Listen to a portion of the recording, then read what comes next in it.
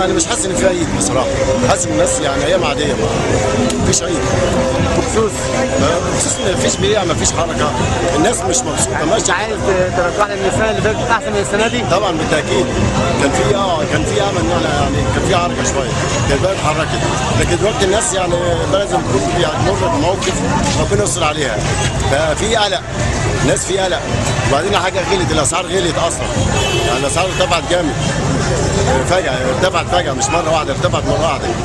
البطاله ارتفعت جامد، البطاله كده من الاول معروف ارتفعت بسبب المحسوبيات، ما انا معاه بكالوريوس سيجاره، معهد فن تجاري، بتاع ببيع بطاطا اهو، برضه بسبب الوساطه وبسبب بتاع البطاله زادت، البطاله زادت، هو في شغل في البلد ربنا يستر عليها يعني كده. لا والله هو الجو تعبان اصلا، ما اشتغلتش امبارح بس الجو النهارده تعبان، السنه دي غير اي سنه خالص.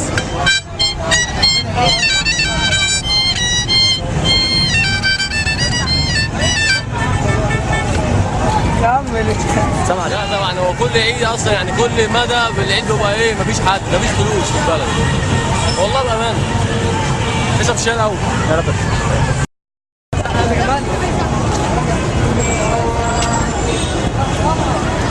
السلام عليكم.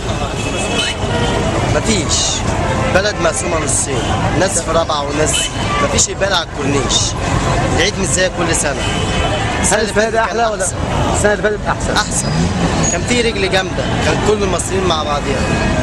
انما السنه دي ناس في ميدان النهضه، ناس في رابعه، ناس في جميع الميادين، ناس بتفسح ما مش قد كده.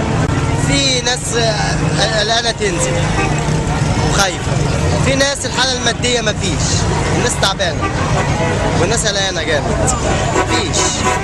انا عايز البلد دي تبقى كويسه، والناس تاكل عيش والدنيا تمشي والعمل يشتغل والحركه ترجع زي الاول والداخليه تشتغل زي الاول والدنيا تتظبط وربنا يولي من يصلح.